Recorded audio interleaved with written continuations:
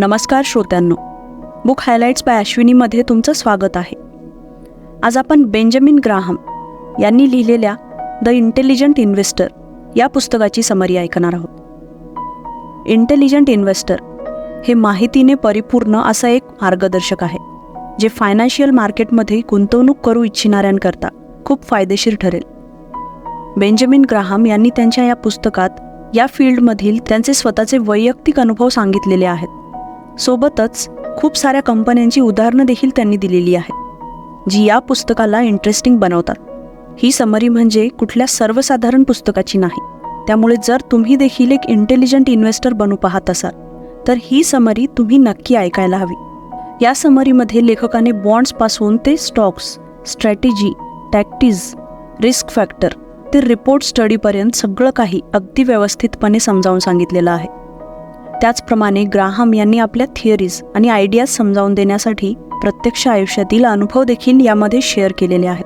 Intelligent investor हे अतिशय सुप्रसिद्ध असं पुस्तक प्रत्येक गुंतवणूकदाराने किंवा गुंतवणूकदार बनू इच्छिणाऱ्या प्रत्येकाने आयुष्यात एकदा तरी नक्कीच वाचायला हवं. बेंजामिन ग्राहम पुस्तकामध्ये इन्व्हेस्टर्स आणि स्पेक्युलेटर्स यांच्याविषयी लिहिताना या दोन्ही टर्म्स मुळातून कशा परस्पर विरोधी आहेत याचं विश्लेषण करून सांगतात.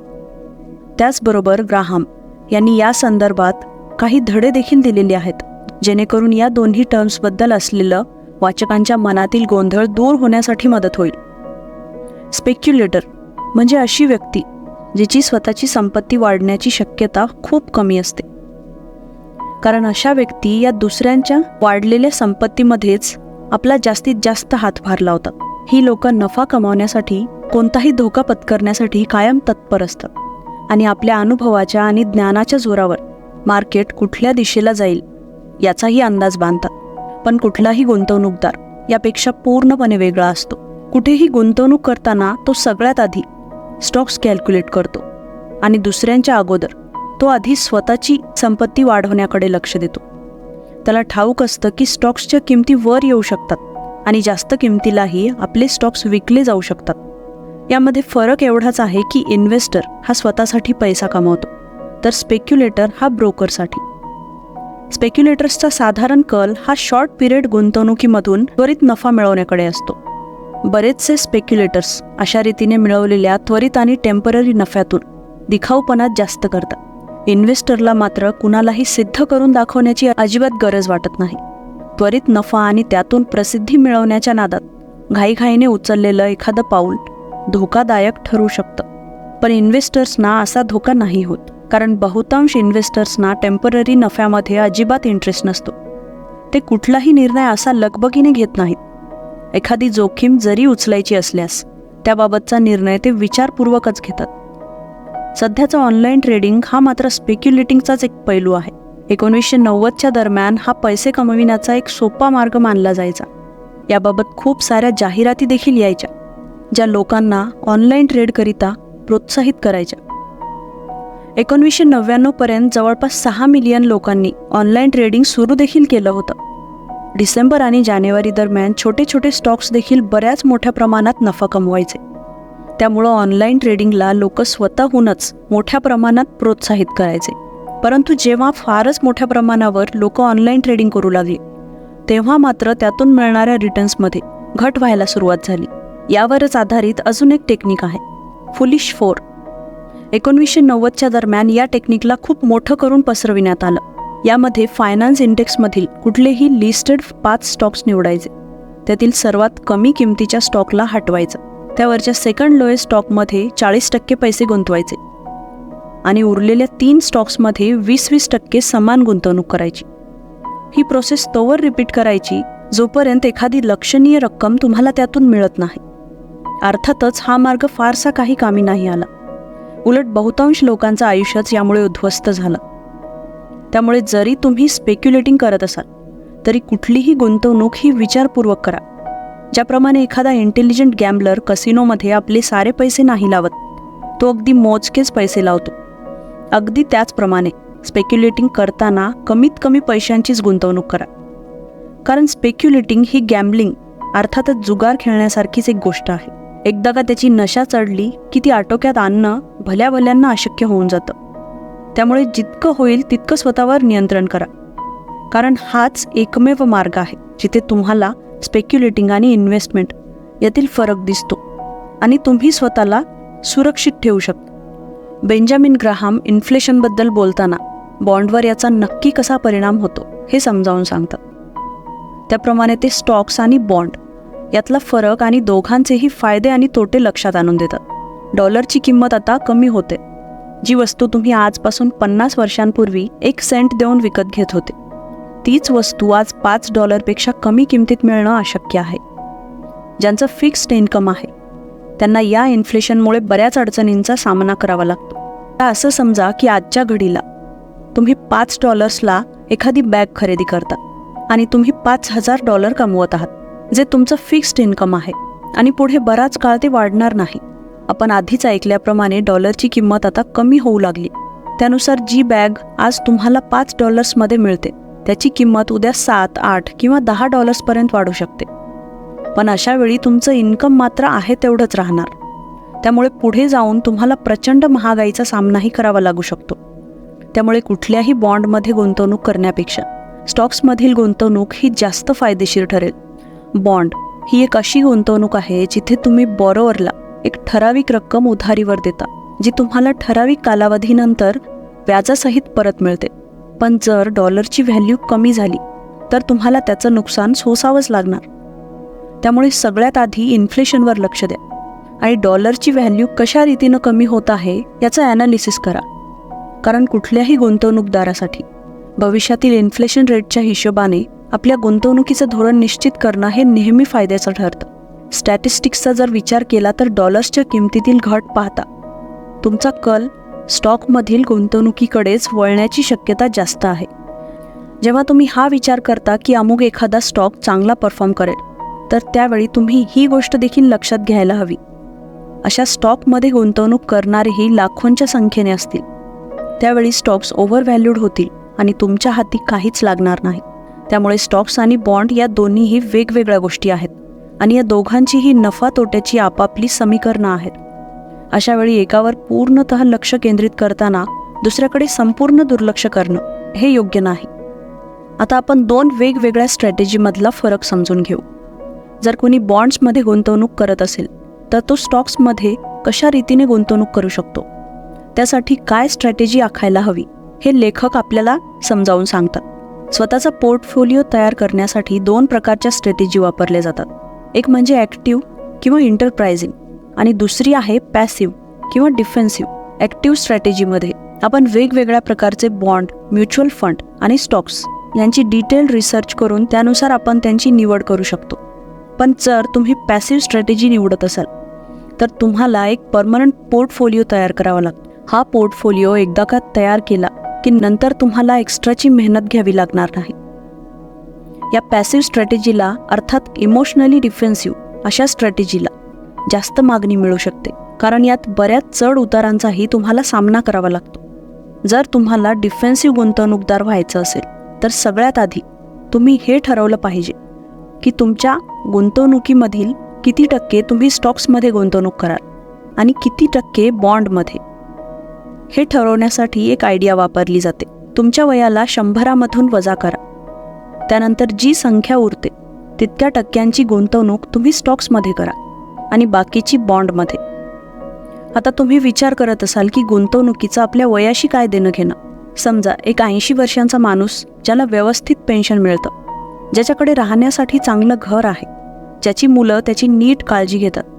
अशा वेळी या व्यक्तीने जर त्याचे सगळेच पैसे बॉन्डमध्ये गुंतवले तर ते चुकीचं ठरेल. आणि तेच दुसरीकडे जर एखादा 25 वर्षांचा तरुण आपलं लग्न आणि घराच्या डाऊन पेमेंटसाठी बचत करतोय, तर तो सगळा पैसा स्टॉकमध्ये गुंतवण्याची रिस्क घेऊ शकत नाही. कारण जर कधी स्टॉक मार्केट उलथपालथ झालं तर स्टॉक्समध्ये त्याने गुंतवलेला सगळा पैसा पूर्णतः डुबेल. त्यामुळे कुठलीही गुंतवणूक करण्याअगोदर तुमची सध्याची परिस्थिती विचारात घेणं आवश्यक आहे. कारण शेवटी तुमची आर्थिक परिस्थिती आणि तुमच्यावरील जबाबदाऱ्याच हे ठरवतात की तुम्ही तुमचा पैसा नक्की कुठे गुंतवला पाहिजे. जर तुमचं वय आता कमी असेल आणि धोका पत्करण्यासाठी तुम्ही घाबरत असाल तर बॉन्डमधील गुंतवणूक तुमच्यासाठी योग्य ठरू शकते. पण बॉन्ड हे एकाच पद्धतीचे नसतात, त्यामध्ये वेगवेगळे प्रकार असतात. जसे की टॅक्सेबल, टॅक्स फ्री, शॉर्ट टर्मसाठी किंवा लाँग टर्मसाठी, बॉन्ड्स किंवा बॉन्ड फंड. तर यापैकी टॅक्स फ्री बॉन्ड शक्यतो खरेदी करा असं लेखक सांगतात, कारण टॅक्सेबल बॉन्ड खरेदी करून तुमच्या मेहनतीची सारी कमाई सरकारलाच जाईल. लेखक सांगतात मिड टर्म बॉन्डमध्येच गुंतवणूक करणं जास्त फायदेशीर ठरेल. त्यामुळे जर ते 5 ते 10 वर्षातच मॅच्युअर होत असतील तर हे बरं राहील. पण शॉर्ट टर्मवाल्या बॉन्डमध्ये कधीच गुंतवणूक करू नका. बॉन्ड फंड किंवा खूप साऱ्या बॉन्डचे कलेक्शन हा जास्त चांगला पर्याय आहे असं लेखक सांगतात, कारण ते स्वस्त आणि वेगवेगळे असतात. 2000 ते 2002च्या दरम्यान मार्केट बरंच ढासळलं होतं, त्यामुळे स्टॉक मार्केट खूप धोकादायक आहे असा समज बऱ्याच गुंतवणूकदाराचा झाला होता. त्यानंतर बऱ्याच जणांचं गुंतवणूक करण्याचं पूर्वीसारखं प्रमाण कमी झालं आणि मग त्यातला रिस्क फॅक्टर देखील आपोआपच कमी झाला. पीटर लिंच, जे एक फेमस म्युच्युअल फंड इन्व्हेस्टर आहेत, ते बाय व्हॉट यू नो म्हणजे तुम्हाला ज्याविषयी माहीत आहे त्याच गोष्टी खरेदी करा या कन्सेप्टवर भर देतात. ते गुंतवणूकदारांना असं सांगू इच्छितात की गुंतवणूकदारांनी आपल्याकडे असलेल्या ज्ञानाच्या जोरावर स्टॉक्स निवडायला हवेत. पीटर लिंच यांच्या one up on the wall street या पुस्तकाची समरी तुम्ही आय बटनवर क्लिक करून ऐकू शकता. खूप सारे गुंतवणूकदार आहेत जे मार्केटला हरवू शकले, कारण त्यांनी त्याच गोष्टींमध्ये गुंतवणूक केली ज्यांच्याबद्दल त्यांना व्यवस्थित माहिती होती. त्यामुळे लिंच यांच्या कन्सेप्टची पहिली पायरी म्हणजे एखादी आशादायक कंपनी शोधणे आणि दुसरी पायरी म्हणजे त्या कंपनीचा डिटेल रिसर्च करणे. पण दुर्दैवाने बरेच स्टॉक्स इन्व्हेस्टर्स या दुसऱ्या पायरीला फॉलो करणंच विसरून जातात. ज्या गोष्टीविषयी किंवा ज्या कंपनीविषयी तुम्हाला माहिती आहे तिचे स्टॉक्स खरेदी करणं ही एक उत्तम स्ट्रॅटेजी आहे, पण त्याचसोबत त्या कंपनीच्या फायनान्शियल स्टेटमेंटचे रेग्युलर अपडेट्स घेणं ही तितकंच महत्त्वाचं आहे. त्यामुळे तेवढे कष्टदारी प्रत्येक गुंतवणूकदाराने घेणं गरजेचं आहे. आता लेखक अशा काही रिस्की बॉन्डविषयी सांगतात ज्यापासून प्रत्येक गुंतवणूकदाराने सावध असलं पाहिजे. त्यासोबतच IPO बाबत आणि त्यातील गुंतवणुकीबाबतही माहिती देतात. त्यानंतर लेखक आपल्याला हेही समजावून देण्याचा प्रयत्न करतात की मार्केटच्या अंदाजाला उत्तम टेक्निक का मानलं जात नाही. हाय यील्ड बॉन्ड हे असे बॉन्ड्स असतात ज्यांना ऑफर करणाऱ्या कंपन्यांचे लो क्रेडिट रेटिंग होतं, म्हणजे आपली उधारी फेडण्याच्या त्यांच्या कामामुळे त्यांचं नाव लौकिक खराब होतं आणि त्यामुळेच त्याला जंक बॉन्ड असं म्हटलं जातं. आधीच गुंतवणुकीमधील रिस्क या खूप जास्त असतात आणि म्हणून अजून रिस्कमध्ये ढकलणाऱ्या स्ट्रॅटेजींना फारसं महत्त्व दिलं जात नाही. आणि त्यातही सगळ्यात निकृष्ट असतात ते फॉरेन बॉन्ड. सहसा लोक ब्राझील, मेक्सिको, नायजेरिया, रशिया आणि व्हेनेझुएला सारख्या देशांमध्ये बॉन्डमध्ये इन्व्हेस्ट करणं पसंत करतात. पण तुम्ही तुमच्या एकूण गुंतवणुकीच्या फक्त 10% एवढीच फॉरेन गुंतवणूक करावी. त्याहून जास्त फॉरेन बॉन्डमध्ये गुंतवणूक करू नये. त्याप्रमाणे सतत ट्रेडिंग करणं म्हणजे सतत स्टॉक्स खरेदी करणं किंवा विकणं ही चुकीचंच आहे. मार्केटमध्ये नेहमीच चढ उतार येत असतात, त्यामुळे तुम्हालाही सतत ट्रेडिंग करावंसं वाटतं. पण याचा फायदा फक्त तुमच्या ब्रोकरला होईल, कारण स्टॉक खरेदी किंवा विक्रीसाठी ट्रेडिंग कॉस्ट द्यावी लागते. त्यामुळे या सततच्या ट्रेडिंगचा फायद्यापेक्षा जास्त तुम्हाला तोटाच होईल. 1990च्या दशकात एक ट्रेंड आलेला की कुठलाही IPO स्टॉक जो कोणी विकत घेईल तो एका रात्रीत करोडपती होईल. IPO म्हणजे इनिशियल पब्लिक ऑफरिंग, म्हणजे एखाद्या कंपनीच्या स्टॉकचा पब्लिकमधील पहिला सेल. जर तुम्ही मायक्रोसॉफ्टचे IPO $2100 किमतीला खरेदी केले असतील तर आज त्याची किंमत $7,20,000 इतकी झाली. पण लोक हे विसरून जातात की मायक्रोसॉफ्ट ही यशाच्या उंच शिखरांना स्पर्श करणारी हजारोमधील एक कंपनी आहे. प्रत्येक कंपनीचं भाग्य हे मायक्रोसॉफ्टसारखं नसतं. दरवेळी IPO हा कंपनीकरता फायदेशीर असतोच असं नाही. आदर्श स्थितीमध्ये गुंतवणूकदाराने स्टॉक्स त्यावेळी होल्ड केले पाहिजे जेव्हा त्यांची किंमत कमी असेल आणि त्याच वेळी ते विकले पाहिजे जेव्हा ते ओव्हर प्राइस्ड असतील. पण स्टॉक्स नेमके कधी विकायचे हा अंदाज तुम्ही कसा लावू शकाल? असा अंदाज लावण्याचा तुम्ही नियमित सराव आणि त्यातून मिळालेल्या अनुभवातूनच करू शकाल. पण कधीकधी जुन्या अनुभवांनुसारही अंदाज लावणं चुकीचं ठरतं. सहसा मार्केट हे अतिशय योग्य किमतीत असतं, पण कधीकधी याच किमतीमध्ये गल्लतही दिसून येते. अशा वेळी मार्केटला एक माणूस म्हणून ट्रीट करावं, मिस्टर मार्केट. परंतु मिस्टर मार्केट हे बायपोलर व्यक्तिमत्व आहे. जेव्हा ते खुश असतात तेव्हा ते मार्केटचा अति प्रमाणात सकारात्मक विचार करून मार्केटची काहीच्या काही व्हॅल्यू करतात. पण ते मिस्टर मार्केट नकारात्मक मोडमध्ये असल्यावर मार्केटला अंडर व्हॅल्यूही करतात. अशावेळी एकच ऑप्शन आपल्याकडे आहे, मिस्टर मार्केटला पूर्णतः दुर्लक्ष करणं. सहसा 2 प्रकारचे फंड असतात ज्यात आपण गुंतवणूक करू शकतो. एक म्हणजे म्युच्युअल फंड्स आणि दुसरं आहे इंडेक्स फंड. म्युच्युअल फंडची सुरुवात 1924 साली झाली. यांना प्रोफेशनली मॅनेज केलं जातं. हे स्वस्त आणि मॅनेज करायलाही सोपे असतात. तर दुसरीकडे इंडेक्स फंड हा वेगवेगळ्या स्टॉकचा पोर्टफोलिओ असतो. तो फायनान्शियल मार्केट इंडेक्स जसं की S&P किंवा नॅसडॅकच्या परफॉर्मन्सवरून त्यांच्या बाबतीतला रिझल्ट देतो. इंडेक्स फंड हे म्युच्युअल फंडपेक्षा जास्त चांगले रिटर्न्स देण्यासाठी ओळखले जातात. पण असं म्हटलं जातं की इंडेक्स फंड हे फार बोरिंग असतात. ते मार्केटमधील परफॉर्मन्सच्या हिशोबाने बनलेले असतात. त्यामुळे ते मार्केटला कधी हरवू शकत नाहीत. असे आणखीही बरेचसे फंड्स आहेत जे इंडेक्स फंडला हरवतात. अशावेळी त्यांचं क्वालिफिकेशन काय असतं, तर कंपनीचे मॅनेजर्स स्वतःच कंपनीचे मोठे शेअर होल्डर्स असतात. त्यांना आपल्या कंपनीवर भरोसा असतो, त्यामुळे त्यांनी शेअर्स खरेदी केलेले असतात.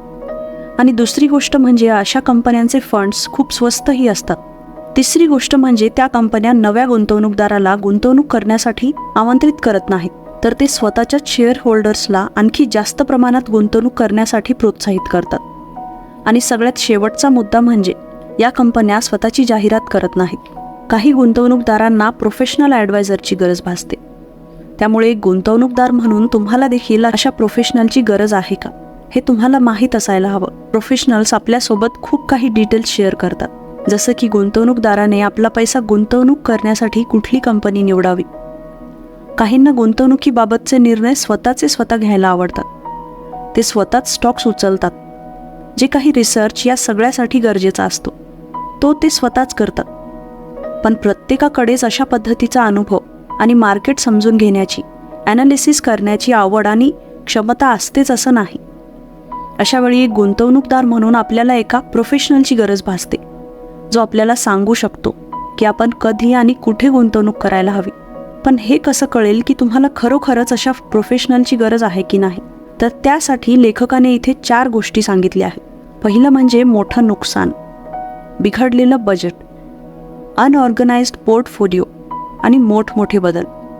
जर तुम्ही स्वतःच एखादा स्टॉक निवडून त्यात गुंतवणूक करणाऱ्यांमधले असाल आणि त्यातही तुम्ही वारंवार नुकसानच झेलत असाल, तर तुम्हाला प्रोफेशनलची नितांत गरज आहे. जर तुम्हाला कुठल्या आर्थिक गोष्टींमध्ये अडचणी येत असतील किंवा तुमचं आर्थिक बजेट कोलमडत असेल, अशा वेळीही तुम्ही प्रोफेशनल्सची मदत घ्यायला हवी. अनऑर्गनाइज्ड पोर्टफोलिओ हा सुद्धा एक संकेत आहे, ज्यातून स्पष्ट होतं की तुम्ही प्रोफेशनल्सचा सल्ला घेणं महत्त्वाचं आहे. आणि सगळ्यात शेवटचा मुद्दा म्हणजे तुमच्या आयुष्यातील मोठे बदल. जर तुम्ही रिटायरमेंटचा प्लॅन करत असाल किंवा तुमच्या मुलांच्या उच्च शिक्षणाकरिता तुम्ही गुंतवणुकीमधून बचत करू इच्छित असाल, तर अशावेळी एखाद्या प्रोफेशनलचा सल्ला खूप कामी येतो. त्यामुळे असे प्रोफेशनल्स निवडा की जे खरे असतील. पण तुम्ही हे कसं ठरवाल की एखाद्या स्टॉकमध्ये तुम्ही किती गुंतवणूक केली पाहिजे, तर अशावेळी तुम्हाला कंपनीच्या लाँग टर्म शक्यतेवर लक्ष द्यावं लागेल. कंपनीचा किमान 5 वर्षांचा रिपोर्ट तुम्ही चेक करायला हवा. त्यातून नक्कीच तुम्हाला कळेल की ही कंपनी यापुढे किती काळ चालेल किंवा चालणार नाही. तुम्ही गुंतवणूक करत असलेली कंपनी ही मुळात फायनान्शियली किती मजबूत आहे हे माहीत असायला हवं. त्याप्रमाणे तुम्हाला हे देखील माहीत हवं की कंपनी कशी मॅनेज होते. अशा कंपनीत तुम्ही कधीच गुंतवणूक करू नका ज्या कंपनीची दायित्व खूप असतील आणि उधारही मोठ्या प्रमाणावर असेल. जी कंपनी स्वतःचा खर्च देखील भागवू शकत नाही, अशा कंपनीत गुंतवणूक करण्यापेक्षा जी कंपनी नफा कमवून त्यावर व्यवस्थितरित्या चालते, अशा कंपनीतच तुम्ही गुंतवणूक करण्यावर भर दिला पाहिजे. आता आपल्याला लेखक हे समजावून सांगतात की शॉर्ट टर्म अर्निंगबाबत आपले विचार मांडताना ते कशा रीतीने आपल्यासाठी धोकादायक ठरू शकतात. लेखकाने इथे 2 सल्ले दिलेत जे आपण कायम लक्षात ठेवायला हवेत. पहिला सल्ला म्हणजे की 1 वर्षाच्या कमाईला जास्त गांभीर्याने घेऊ नका. जर तुम्ही शॉर्ट टर्म अर्निंगवर लक्ष देत असाल तर आधी ही खात्री करून घ्या की त्यामध्ये कुठला लपलेला धोका तर नाही आहे ना. कारण अशा अनेक कंपन्या आहेत ज्या गुंतवणूकदाराची दिशाभूल करण्यासाठी आपल्या कंपनीच्या फायनान्शियल रिपोर्टमध्ये अफरातफर करतात. या घोटाळेबाजीचा छडा लावण्याचे 2 मार्ग इथे लेखकाने सांगितले आहेत. पहिलं म्हणजे रीड बॅकवर्ड्स, म्हणजे तुम्ही लास्ट पेज आधी वाचा, मग फ्रंट पेज वाचा. कारण कंपनी जे काही गुंतवणूकदारापासून लपवू पाहत आहे ते शेवटच्या पानातच दडलेलं असण्याची शक्यता आहे. दुसरा मार्ग आहे रीड द नोट्स. डेट आणि लोन याबद्दलची जास्त तर माहिती ही पेजेसच्या शेवटच्या भागामध्ये बहुतेकदा मिळते. ज्या कंपन्या शॉर्ट टर्ममध्ये खूप चांगलं परफॉर्म करतात त्या पुढे देखील तशाच चांगल्या परफॉर्म करतील हे गरजेचं नाही. त्यामुळे कधीही गुंतवणूक करताना तुम्ही त्या कंपनीचा फायनान्शियल रिपोर्ट सगळ्यात आधी वाचला पाहिजे आणि त्या कंपनीच्या स्टॉक्सचं सातत्य चेक केलं पाहिजे. थोडक्यात काय तर रिपोर्टमध्ये दिलेली प्रत्येक ओळ न ओळ तुम्ही विचारपूर्वक वाचली पाहिजे. जर एखाद्या गुंतवणूकदाराला धोका पत्करावा वाटत नसेल तर अशा गुंतवणूकदाराने कुठल्या प्रकारचे स्टॉक्स घ्यावेत हे लेखकाने इथे एक्सप्लेन केलं आहे. त्याचप्रमाणे ते हे देखील समजावून सांगतात कंपन्यांनी कुठले क्वालिफिकेशन्स असलेले मॅनेजर्स नियुक्त करायला हवेत. याशिवाय काही गुंतवणूकदार स्वतः रिसर्च करून गुंतवणूक करण्यासाठी स्वतःच स्टॉक्स निवडणं पसंत करतात. अशावेळी या गुंतवणूकदारांनी कुठल्या प्रकारच्या कंपन्यांना टाळलं पाहिजे हे समजावून सांगताना लेखक सांगतात जर तुम्ही धोका पत्करणारे नसाल तर अशी कंपनी तुम्ही पूर्णपणे टाळायला हवी जिची किंमत 2 बिलियनपेक्षाही कमी आहे.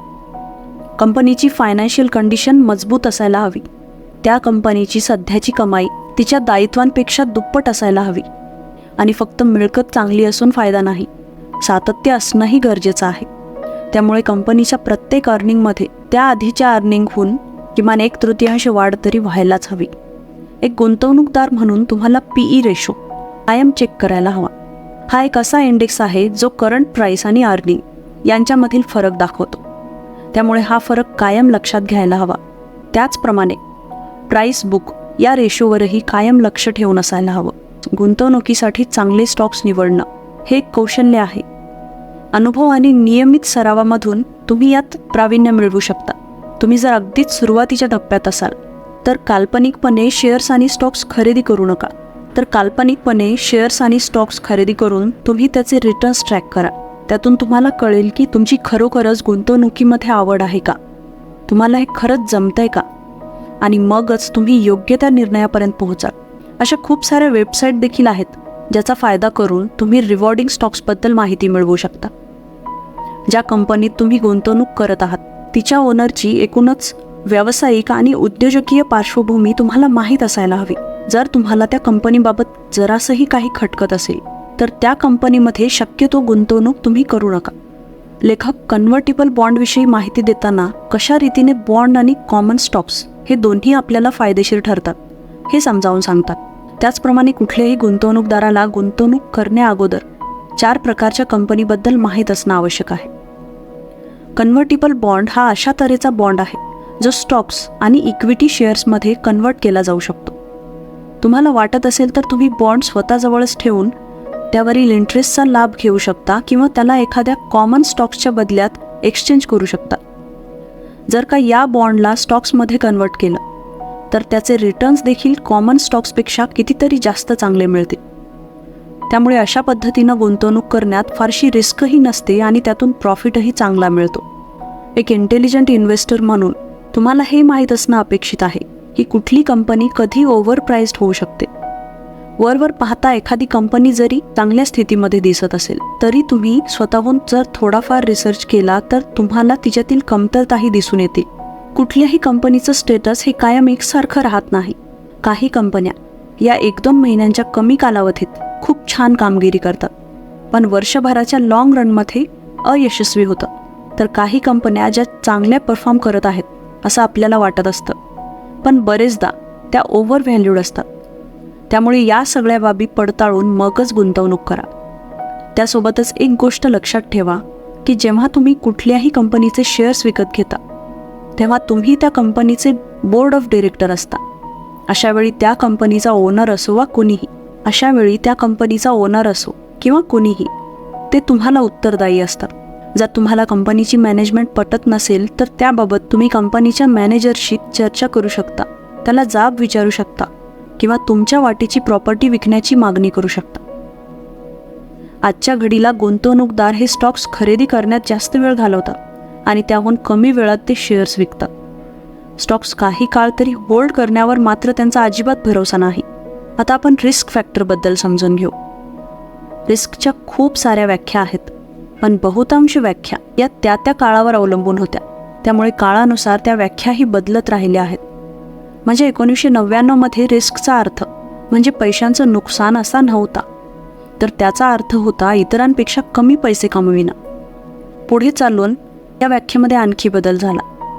आता रिस्कचा अर्थ असा आहे की आता तुमच्याकडे जे काही थोडेफार पैसे शिल्लक आहेत तेही स्टॉक मार्केटमध्ये डुबवणं. अशा रीतीने काळ बदलतो तसं मार्केटही बदलतं आणि त्यानुसार त्यावर आधारित संकल्पनांच्या व्याख्याही बदलतात, त्यांचे अर्थही बदलतात आणि त्यामुळे त्यांचे संदर्भ देखील बदलतात. एक इंटेलिजंट इन्व्हेस्टर असं मानतो की रिस्क स्टॉक्समध्ये नाही तर आपल्या आत असते. तुम्ही गुंतवणुकीच्या व्यवसायामध्ये प्रवेश करण्यासाठी कितपत तयार आहात या गोष्टीत रिस्क आहे. कारण जर का तुमचं ॲनालिसिस चुकलं तर तुम्ही काय कराल? अशावेळी स्टॉक्समध्ये असलेल्या रिस्कसोबतच एक गुंतवणूकदार म्हणून तुम्ही तुमच्या अंदाजामधील रिस्कही नक्की विचारात घ्या. रिस्कवर आपलं लक्ष केंद्रित करण्याचा एक उत्तम मार्ग म्हणजे मार्जिन ऑफ सेफ्टी या संकल्पनेचा प्रत्यक्षात उपयोग करणं. म्हणजे जो कुठला शेअर तुम्ही खरेदी करत आहात तो त्याच्या इंट्रिन्सिक प्राईसपेक्षा कमी असला पाहिजे.